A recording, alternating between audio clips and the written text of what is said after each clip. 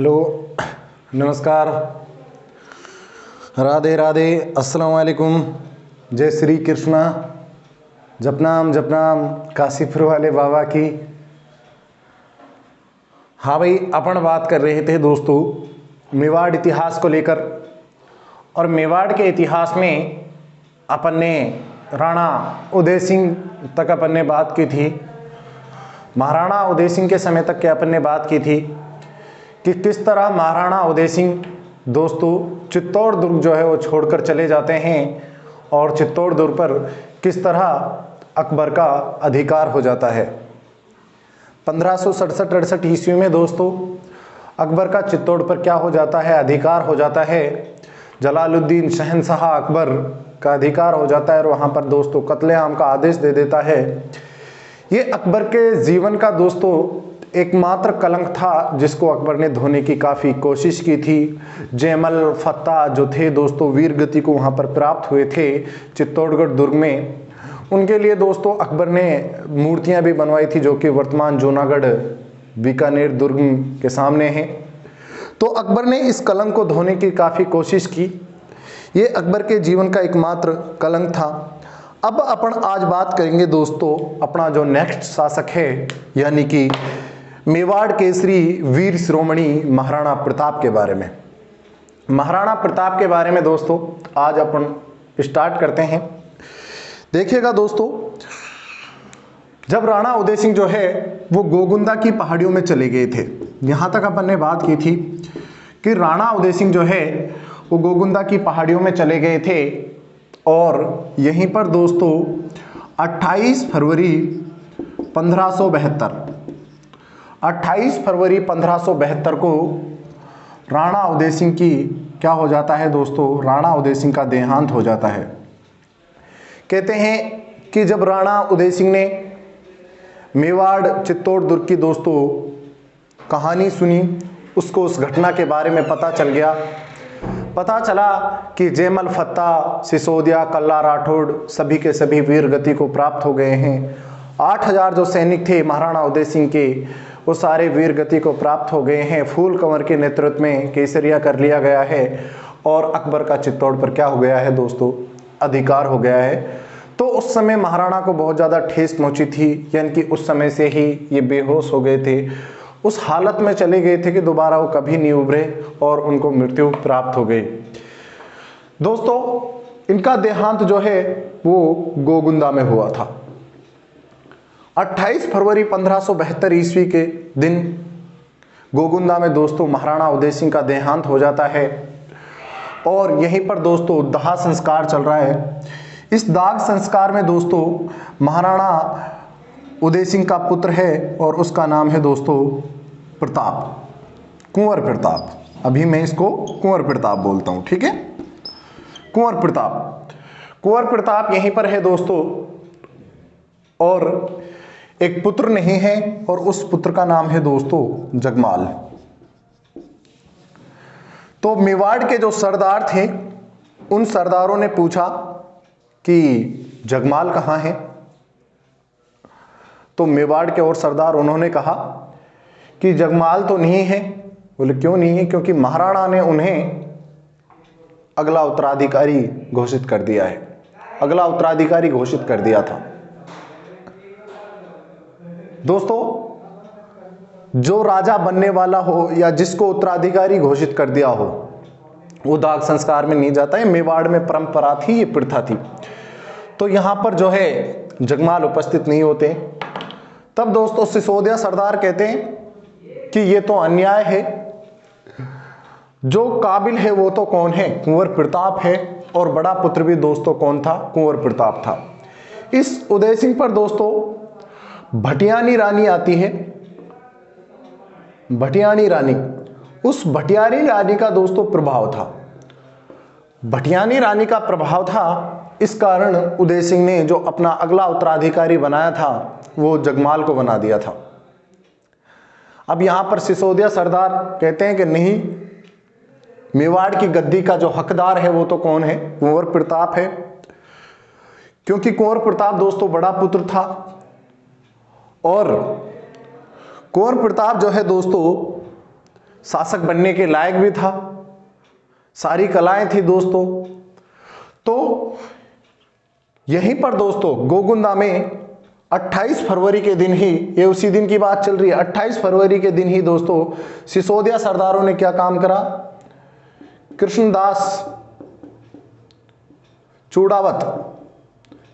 चूड़ावत के पास गए और कृष्णदास चूड़ावत ने दोस्तों शाही तलवार बांधी। शाही तलवार किसके बांधी दोस्तों? महाराणा प्रताप के। क्योंकि जो मेवाड़ की गद्दी का हकदार था वो कौन था? वो महाराणा प्रताप था। महाराणा प्रताप के यहीं पर दोस्तों शाही तलवार बांधी जाती है और फिर यहीं से कुंभलगढ़ रवाना होते हैं, गोगुंदा से कुंभलगढ़। वहां पर कौन बैठा था दोस्तों? जगमाल बैठा था। और जगमाल को सिसोदिया सरदारों ने हाथ पकड़ के गद्दी से हटा दिया, बोले हटो, यहां तो कौन बैठेंगे? महाराणा प्रताप बैठेंगे, आप महाराणा प्रताप की फैमिली के सदस्य हैं, आप सामने बैठिए। दोस्तों जगमाल अब विरोध नहीं कर सकता था, विद्रोह भी नहीं कर सकता था, क्योंकि जो मेवाड़ के जितने भी सिसोदिया सरदार थे वो सभी के सभी महाराणा प्रताप के साथ में थे, क्योंकि महाराणा प्रताप उस गद्दी के काबिल था दोस्तों, उस गद्दी के लायक था। तो भाई साहब ये जगमाल जो है ये नाराज होकर चला गया किसके पास में? अकबर के पास में। अकबर के पास में नाराज होकर चला जाता है। अकबर ने बताते हैं इसको दोस्तों एक जागीर दी थी जहाजपुर की। जहाजपुर की जागीर दी थी किसको? जगमाल को। और कुछ समय के पश्चात दोस्तों जगमाल जो है अपने साले के विरुद्ध लड़ाई करते हुए मृत्यु प्राप्त हो गई थी या वीरगति को प्राप्त हो गया था। कौन? जगमाल। अब सेपरेट बात करेंगे दोस्तों अपन किसकी? महाराणा प्रताप की। महाराणा प्रताप यहां पर कृष्णदास चूड़ावत के द्वारा दोस्तों महाराणा प्रताप के शाही तलवार बांध दी जाती है और फिर कुंभलगढ़ जाते हैं और वहां पर विधि विधान के साथ दोस्तों कुंभलगढ़ में महाराणा प्रताप का क्या होता है? राज्याभिषेक होता है। महाराणा प्रताप का क्या होता है दोस्तों? राज्याभिषेक होता है। अब देखते हैं आगे की कौन कौन सी घटनाएं होती हैं, उनके बारे में अपन चर्चा करते हैं। ठीक है, देखिएगा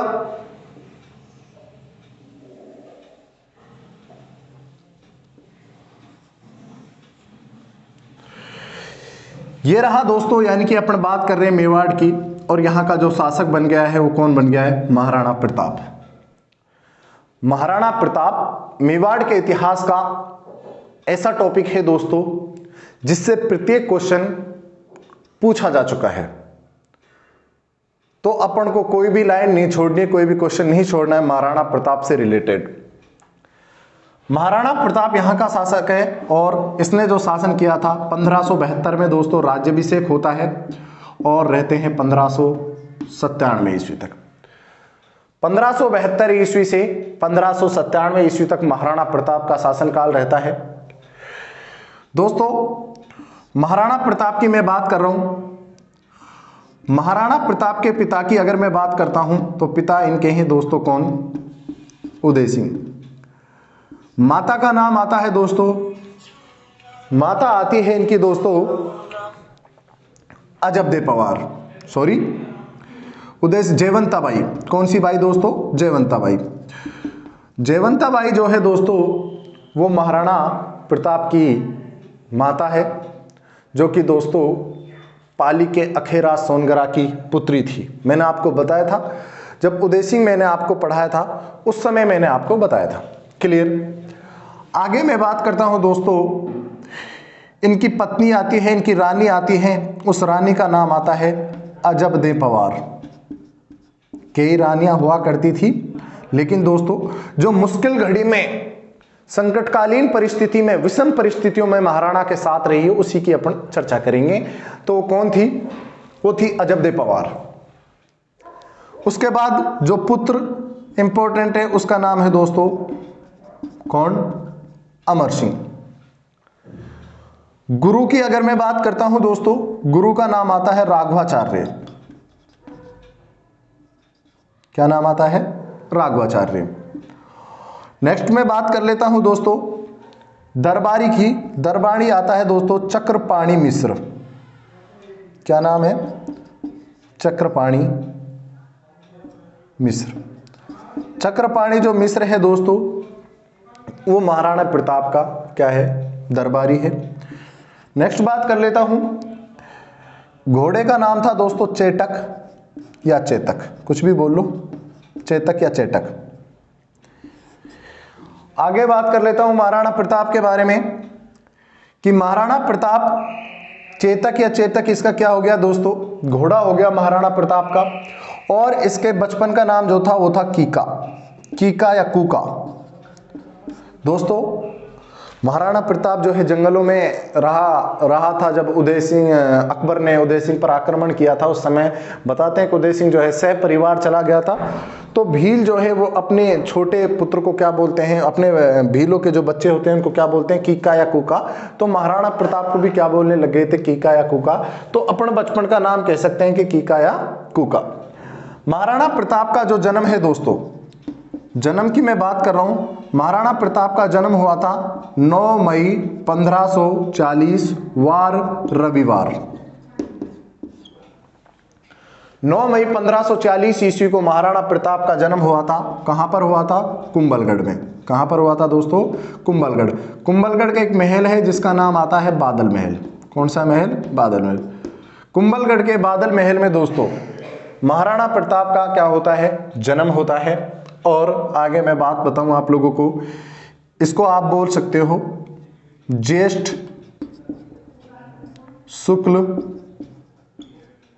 तृतीया। ज्येष्ठ शुक्ल 9 मई 1540 याद रहे ना रहे, लेकिन आपको ज्येष्ठ शुक्ल तृतीया याद रखना ही रखना है, ठीक है। यानी कि महाराणा प्रताप का जन्म कुंभलगढ़ के बादल महल में हुआ था, या जूनी कचेरी आप बोल सकते हो। 9 मई 1540 ईस्वी को वार रविवार के दिन ज्येष्ठ शुक्ल तृतीया को महाराणा प्रताप का जन्म होता है। महाराणा प्रताप के पिता का नाम था उदय सिंह, माता का नाम आता है जयवंताबाई, पत्नी का नाम आता है अजबदेव पवार, पुत्र का नाम आता है अमर सिंह, गुरु का नाम आता है राघवाचार्य, दरबारी कवि का नाम, दरबारी का नाम आता है चक्रपाणि मिश्र। ये चक्रपाणि मिश्र वाला क्वेश्चन अभी जो है ये राजस्थान पुलिस का जो अभी एग्जाम हुआ था दोस्तों, 2020 के राजस्थान एग्जाम हुआ था पुलिस के, उसमें क्वेश्चन पूछा गया था कि चक्रपाणि महाराणा प्रताप के दरबारी हैं तो कौन है दोस्तों? चक्रपाणि मिश्र, ठीक है। घोड़े का नाम चेटक या चेतक हो गया। और कीका या कूका जो है इनके क्या था दोस्तों? बचपन का नाम था। किनके बचपन का नाम था दोस्तों? महाराणा प्रताप के बचपन का नाम था, ठीक है। जन्म कुंभलगढ़ के बादल महल में 9 मई 1540 ईस्वी को महाराणा प्रताप का जन्म होता है। ज्येष्ठ शुक्ल तृतीया ये आपको याद रखना ही रखना है। वार कौन सा था? रविवार। अब अपन बात करते हैं महाराणा प्रताप के बारे में। आपको पता है कि इधर मुगल बादशाह कौन है दोस्तों? वही मेरे भाइयों, कौन? अकबर। अकबर जो है मुगल बादशाह है। आपको पता है दोस्तों अकबर ने 1570 में एक दरबार लगाया था जिसका नाम आता है नागौर दरबार। जियारत के लिए आता था अकबर, जियारत अजमेर आता था, ख्वाजा मोइनुद्दीन चिश्ती की दरगाह पर दोस्तों अकबर आया करता था जियारत के लिए। काफ़ी बार आया था अजमेर, दिल्ली से चलकर अजमेर जियारत के लिए। 1570 ईस्वी में दोस्तों अकबर ने नागौर दरबार लगाया। उस नागौर दरबार में दोस्तों अधिकतर जो राजस्थान के राजपूत शासक थे उन शासकों ने दोस्तों आधीनता स्वीकार की थी। यानी कि अकबर की आधीनता स्वीकार कर ली थी 1570 में नागौर दरबार में। लेकिन दोस्तों मेवाड़ का महाराणा प्रताप और मारवाड़ का चंद्रसेन, इन दोनों ने आधीनता स्वीकार नहीं की थी। मेवाड़ का महाराणा प्रताप जो है दोस्तों वो तो नागौर दरबार में जाते ही नहीं है, लेकिन उस समय जो शासक था वो तो कौन था? अमर सिंह था। लेकिन निगाहें जो थी वो किस पर थी? महाराणा प्रताप पर थी। और मारवाड़ का चंद्रसेन भी दोस्तों उस नागौर दरबार में जाता तो है, लेकिन बीच में से ही उठ के आ जाता है और आधीनता स्वीकार नहीं करता है। 1570 का नागौर दरबार हो गया। अब भाई साहबो, अब देखते हैं आगे क्या होता है। अब अकबर के जो हैं शांति अभियान होते हैं शुरू। सबसे पहले अकबर अधीनता स्वीकार करवाएगा। अधीनता स्वीकार कराने के लिए महाराणा प्रताप के पास सबसे पहले भेजता है दोस्तों एक मुसलमान को, जिसका नाम आता है जलाल खां। जलाल खां कोरची बोलते हैं इसको। 1572 में एक आए 1572 में और 3 आए थे 1573 में। जैसे ही महाराणा प्रताप शासक बनते हैं मेवाड़ के, तुरंत अभियान चालू हो जाते हैं किसके? अकबर के। अकबर ने सबसे पहले भेजा जलाल खां कोरची को कि थे जाओ और महाराणा के पास अधीनता का प्रस्ताव लेकर जाओ। देखो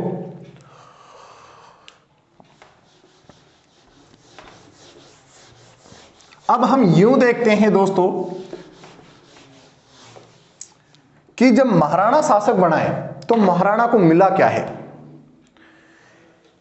यह रहा मेवाड़। अब इस मेवाड़ में से दोस्तों महाराणा को मिला क्या है? इस मेवाड़ में से महाराणा के पास आधा ही मेवाड़ है, क्योंकि ऑलरेडी चित्तौड़गढ़ जो दुर्ग है उस पर तो कब्जा कौन कर चुका है? अकबर कर चुका है, क्लियर है। आधा ही मेवाड़ मिला है। और उस समय मेवाड़ की परिस्थिति क्या है, इससे पहले कि हम बैक में चलते हैं तो कुछ घटनाओं के बारे में बात करते हैं। जैसे 1527 खानवा, 1535 चित्तौड़ आक्रमण, बहादुर शाह ने आक्रमण किया था ना, रानी कर्मावती के नेतृत्व में केसरिया हुआ था, बताया था आप लोगों को जी। 1568 अकबर,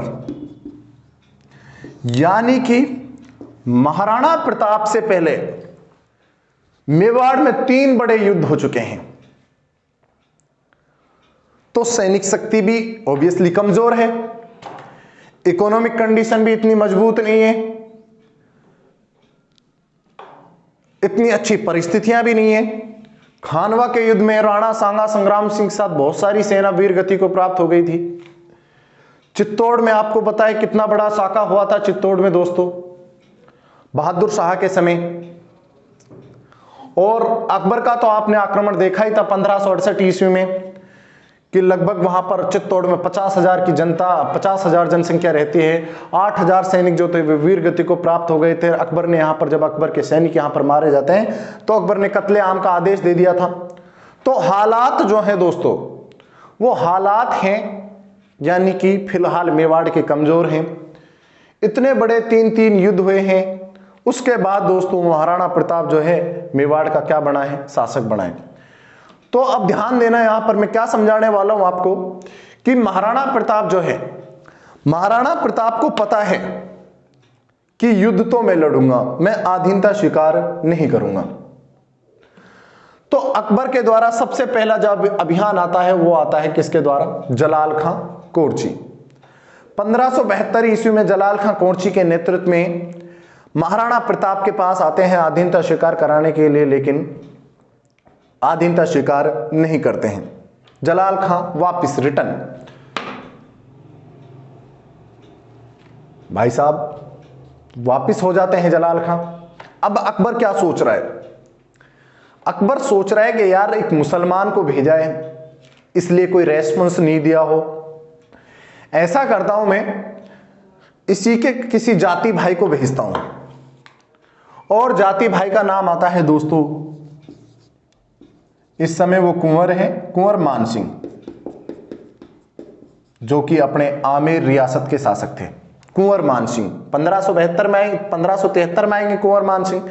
एक अभियान जो है वो 1572 में, बाकी 3 अभियान जो है वो किस में आएंगे? 1573 में। कुंवर मान सिंह आते हैं दोस्तों, ये बताए इधर से किसी अभियान से लेकर आ रहा था, तभी अकबर का संदेश आता है कि आप महाराणा से मुलाकात करके आए। दोस्तों कुंवर मान सिंह जो है आते हैं और चित्तौड़ में देखो अलग अलग उल्लेख मिलते हैं कुंवर मान सिंह से रिलेटेड कि बताते हैं कि महाराणा साहब की कुंवर मान सिंह से जो मुलाकात हुई थी वो पिछोला झील पर हुई थी, कुछ बताते हैं उदय सागर झील में हुई थी। तो अपन बात कर लेते हैं उदय सागर झील की, कि महाराणा की जो मुलाकात है वो कौन सी झील पर हुई है? उदय सागर। मानसिंह कछवा और महाराणा प्रताप की जो मुलाकात है वो यहां पर होती है। बढ़िया एक चौकी बनाई जाती है खाने के लिए, टेबल सजाए जाते हैं, कुर्सी सजाई जाती है भाई साहब। और महाराणा कुंवर मानसिंह के लिए दोस्तों यहां पर खाने वगैरह की अच्छी व्यवस्था की जाती है, व्यवस्था की जाती है दोस्तों, खाना वगैरह लगाया जाता है। तो महाराणा की जगह उनका पुत्र आता है जिसका नाम आता है अमर सिंह। अमर सिंह वहां पर कुंवर मान सिंह के साथ खाना खाने के लिए आते हैं। कुंवर मान सिंह ने दोस्तों एक लुकमा ही लिया था, एक गल्ला ही खाने को लिया था। तो उन्होंने पूछ लिया कि महाराणा कहाँ है? तब अमर सिंह ने कहा कि अभी महाराणा साहब का सिर दर्द हो रहा है, उनकी थोड़ी तबीयत सही नहीं है, स्वस्थ। तब मान सिंह ने कहा था कि मैं महाराणा ने टेबलेट लेके जल्दी आऊं, गोली लेके आऊंगा, महाराजा को सर दर्द को इलाज तो करना है। तब किसी सामंत ने बोल दिया था, बोला ठीक है आ जाइयो, और थर फूफा ने भी लिया हो, है अकेलो मत ही, और तू अकेलो आए तो बता दे कहां आना है, वहीं आके ठोक लेंगे। और तेरा फूफा ने लिया है तो अठे लिया है, कोई दिक्कत नहीं है। फूफा कौन? अकबर। दोस्तों यहां से कुछ जानकारी यह भी मिलती है कि जब आधीनता के लिए जाते हैं तो महाराणा प्रताप से मुलाकात होती है कुंवर अमर सिंह की, और महाराणा प्रताप ने महाराणा कुंवर अमर सिंह ने जब प्रपोजल रखा, बोले महाराणा साहब आधीनता स्वीकार कर लो, काहे कोने, अकबर बहुत बड़ा शक्तिशाली शासक है। अकबर का जो भारत था दोस्तों, अकबर के समय का अकबर का जो भारत था वो वर्तमान भारत से भी बड़ा भारत था। इधर लाहौर तक सीमाएं फैली हुई थी, पश्चिम बंगाल और उड़ीसा तक सीमाएं फैली हुई थी दोस्तों। मतलब वर्तमान भारत से भी बड़ा भारत था, शक्तिशाली शासक था। बोले देखो महाराणा, अकबर की टक्कर नहीं ले पाओगे, थे आधीनता स्वीकार कर लो। महाराणा प्रताप बोलते हैं मुझे भी बेरा है, मुझे भी पता है कि मैं अकबर की टक्कर फिलहाल नहीं ले पाऊंगा। दोस्तों महाराणा प्रताप को पता था कि युद्ध तो होगा और वो इस युद्ध को टला रहे। तब महाराणा प्रताप बोलते हैं कि देखो मानसिंह, तुम कछवा वंशीय राजपूत और मैं सिसोदिया वंशीय राजपूत, हम सिसोदिया रोटी और बेटी के टुकड़े नहीं करते, आपकी भलाई इसी में एक आपसे सम्मान वापस दिल्ली लौट जाए। मतलब दोस्तों यहां पर मानसिंह की क्या होती है, हो रही है बेइज्जती। लेकिन मानसिंह की यहां पर बेइज्जती तो हो रही है, लेकिन दोस्तों महाराणा प्रताप बेइज्जती करेगा क्यों? क्योंकि महाराणा प्रताप क्या चाह रहा है? महाराणा प्रताप चाह रहा है कि ये जो युद्ध है ये आगे बढ़े, क्योंकि महाराणा प्रताप के समय इतने बड़े युद्ध दोस्तों चित्तौड़ में हुए हैं जिनसे महाराणा प्रताप जो है दोस्तों अभी उभरे हुए नहीं है। सैनिक भी इतने मजबूत नहीं है, यानी कि सैनिक संगठन भी इतना मजबूत नहीं है। तो महाराणा प्रताप, हम इस चीज को कह सकते हैं कि शायद महाराणा प्रताप यहां कुंवर अमर सिंह की बेइज्जती नहीं करते। दोस्तों ये भी बताते हैं कि फिर कुंवर अमर सिंह यहां जाता है, जाते ही अकबर को एक बात बोलता है कि देखो शहनशाह अकबर, अगर कभी मेवाड़ पर आक्रमण किया जाए तो उसका प्रधान सेनापति मुझे बनाया जाए। और अकबर के दिमाग में चल भी रहा था युद्ध तो होगा ही होगा, और उसका प्रधान सेनापति कौन बनाया जाएगा? मानसिंह बनाया जाएगा। भाई साहब वापस चले जाते हैं कुंवर मानसिंह। फिर यहां पर ये जो चौकी वगैरह बनाई थी इनको तोड़ा जाता है, गंगा जल छिड़का जाता है। मतलब बरादरी का भाई नहीं मान रहा है कुंवर मानसिंह को। अब क्या होता है दोस्तों, यहां पर कन्फर्म हो चुका है भाई, पहले तो एक मुसलमान को भेजा है, दूसरे नंबर पर किसको भेज दिया? कुंवर मानसिंह को भेज दिया। यहां पर कन्फर्म हो चुका है कि महाराणा प्रताप जो हैं वो अधीनता स्वीकार नहीं करेंगे। महाराणा प्रताप अधीनता स्वीकार नहीं करेंगे, लेकिन फिर भी अकबर अभियान भेज रहा है, अपने शिष्टमंडल में से तीसरा सदस्य भेज रहा है, किसको? भगवंत दास को। ये लो जी, भगवंत दास को भेज दिया। अब हमारे ये चीज समझ में नहीं आ रही, अगर यहां मानसिंह की बेइज्जती हुई होती तो मानसिंह के पिता भगवंत दास क्यों आते? भगवंत दास नहीं आते। लेकिन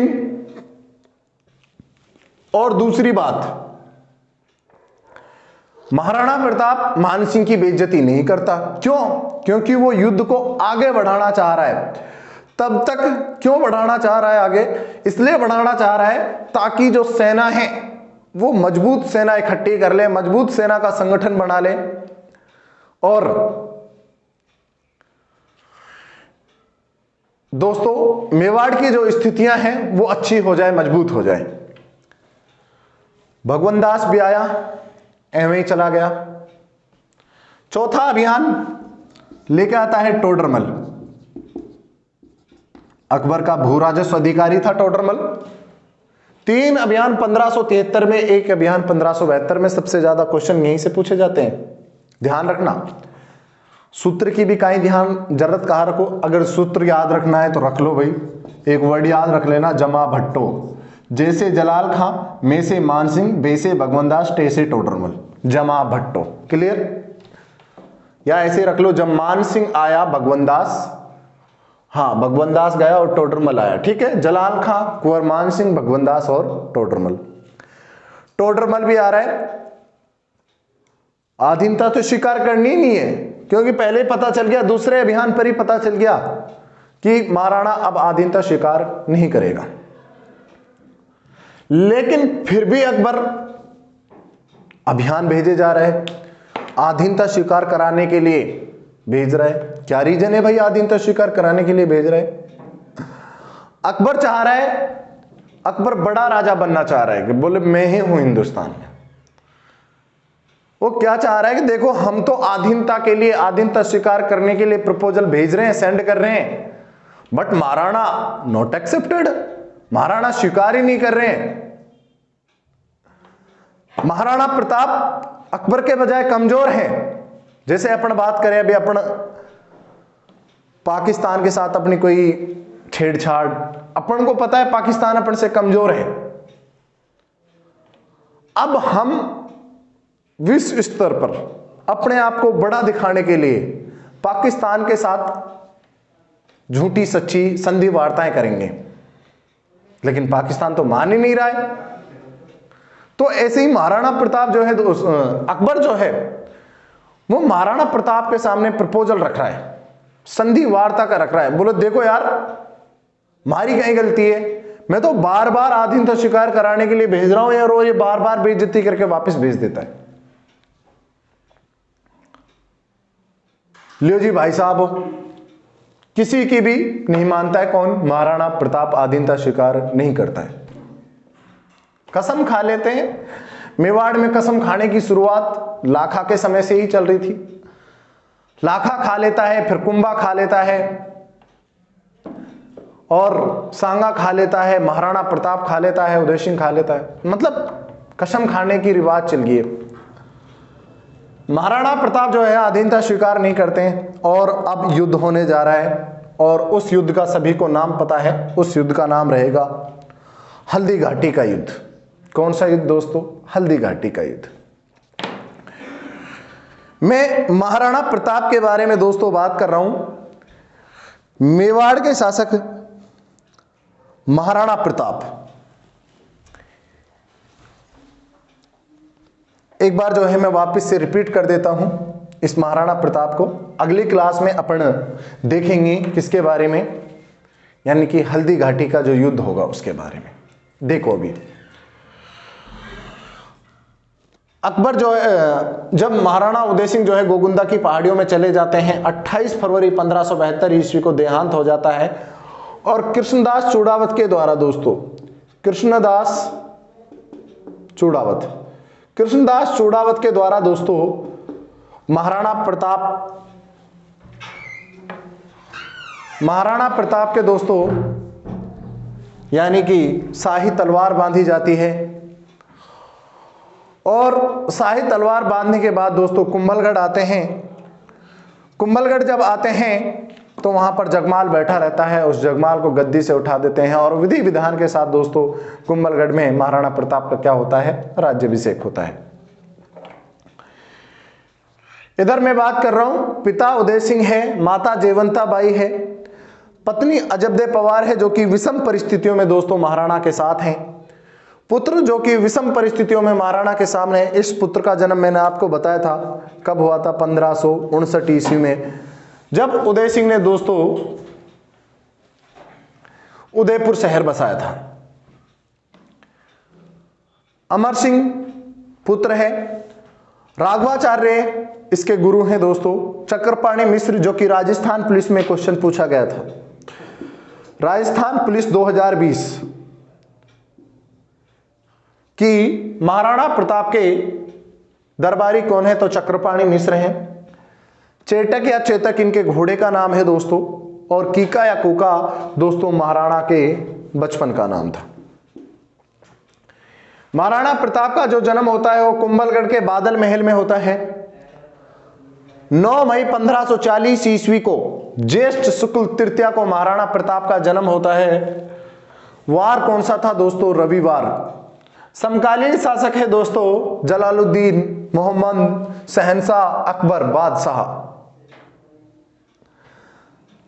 भाई साहब ने पहला अभियान भेजा जलाल खां कोरची के नेतृत्व में, याद रख लेना ये बहुत ही इंपॉर्टेंट है।